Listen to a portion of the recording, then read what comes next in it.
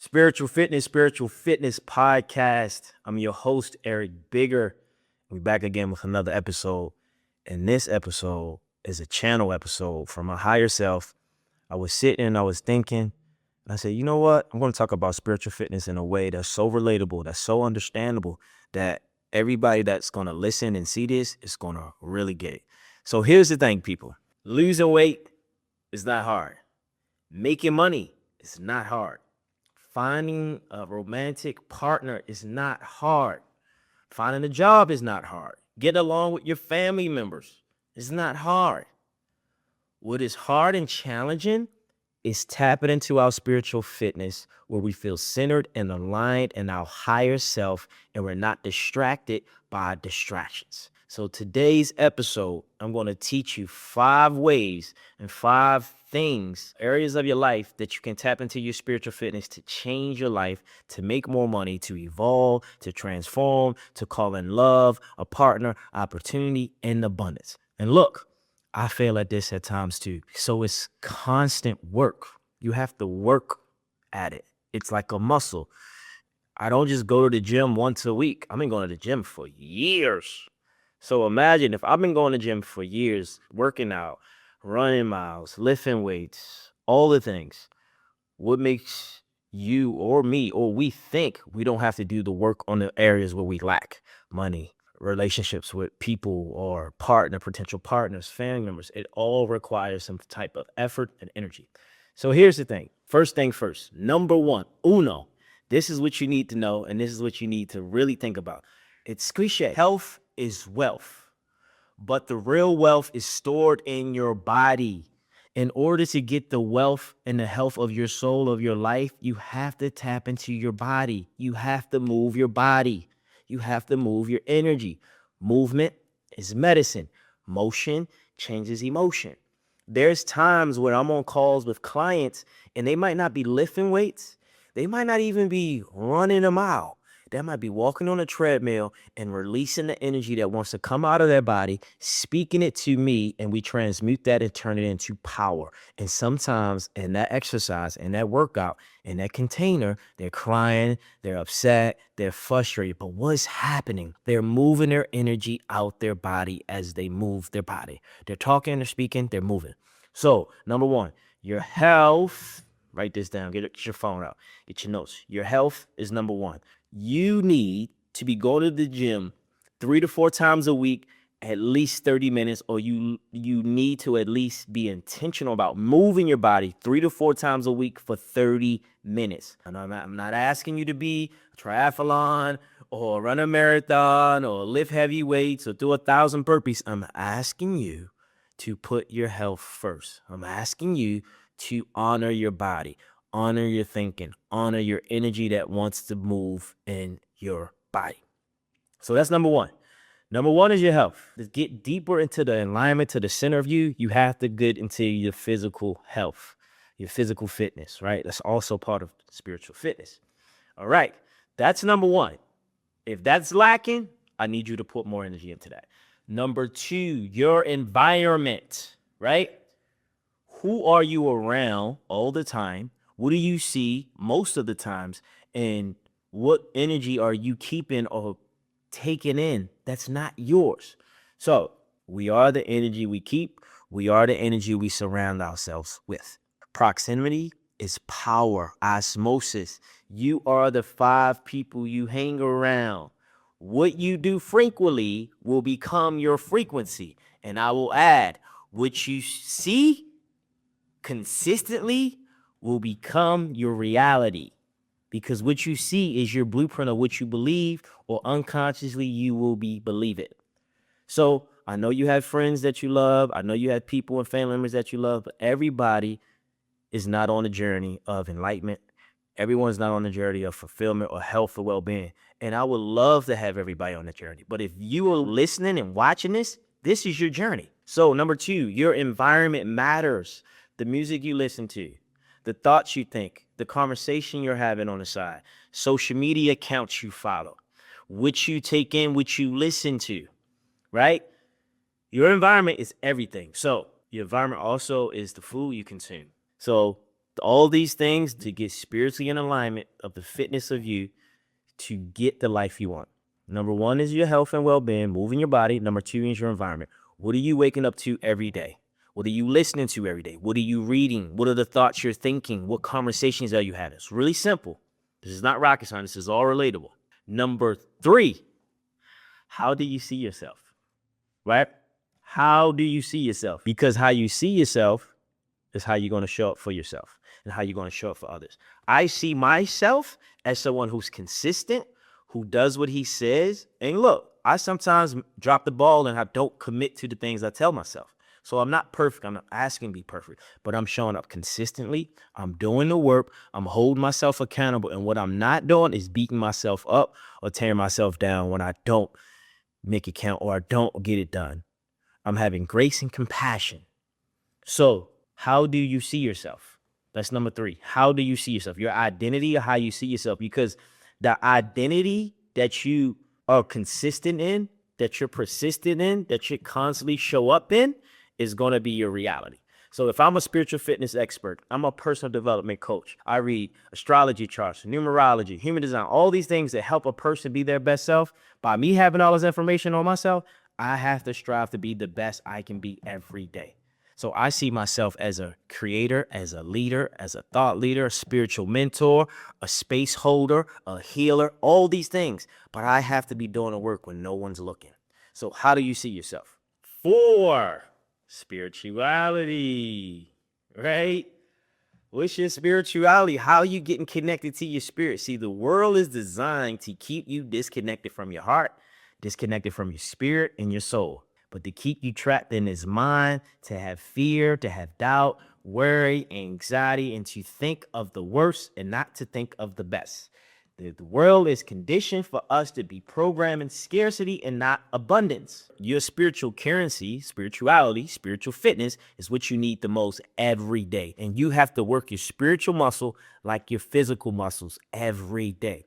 So the question is, what is spirituality to you? Are you getting up early? Maybe you don't have to get up early. Do you pray? Do you meditate? Do you journal? Right? Do you ground? Do you walk? Do you sit in silence?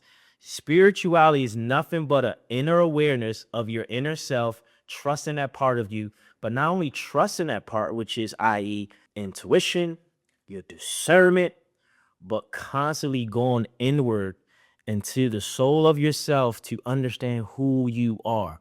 Because when you're super spiritual, you're connected to that part of you, you don't need too much logic or identification in the physical realm for you to do or trust what you're doing or what you're going to do. So I'm speaking to you to get you in a space where you trust the spirit of you, your intuition, you're listening to your discernment, and you're discerning things. You're discerning who should be your friend, where you should live, if you should quit the job, if this is a great partner, right? So you have to commit. So again, just like I said in the beginning, if your physical fitness is lacking, that's fine. I need you to put more energy into that 3 to 4 times a week to move the body. So if your spiritual fitness is lacking, I need you to commit to 10 to 15 minutes of that a day. And whether it's meditation, praying, affirmations, mantra, breath work. It sounds boring. It sounds cliche. It sounds like, I don't want to do that. But you'll be constantly thinking negative. You'll constantly follow social media accounts that put out negativity. You'll constantly believe the fears of your mind. And here's the thing. The reason we have fears and the reason we believe them, because we can control our fears. You can control what you think is going to happen because you can see the worst thing happening. What if I don't pay my rent? What if the person don't text me back? What if I don't get the job offer? You're literally creating that reality in your mind and you're running with these narratives. And this is why finding a job, finding a partner, making more money, creating a product, creating life is a challenge or hard for us, is because we're in the opposite of that. We're actually in the lack of creation. We're not in the abundance of creation because we're thinking the worst and not thinking the best. We have to program our mind, our subconscious, our bodies, our soul for greatness, for success, for fulfillment, and abundance. And guess how that works? You have to constantly do the work, just like I'm constantly going to the gym. It's not going to happen overnight. Are you listening to your listening? Are you following your intuition? Or are you going against it because you're afraid? That's a you thing. That's not a world thing. That's not your mom, your dad, your partner, your sibling, your job. That is you versus you. All right? So I'm going to go over them again. We got one more. I'm going to wrap it up. Number one, to get into alignment of your highest self, to live a spiritual, fit life. Number one is your health has to be a priority. Number two, your environment is everything. Whatever energy you take in, it's going to attract things to you, or you going to repel things from you, or you're going to think a certain way because of the environment. Number three, how do you see yourself? What is the identity you hold of yourself? How do you perceive yourself in your higher mind? Do you see yourself being successful, happy, fulfilled, or are you programmed for lack and limitation? And this is not a time for me to make you feel like you're not enough. I'm trying to figure out where thoughts and what choices are you making based on your thinking.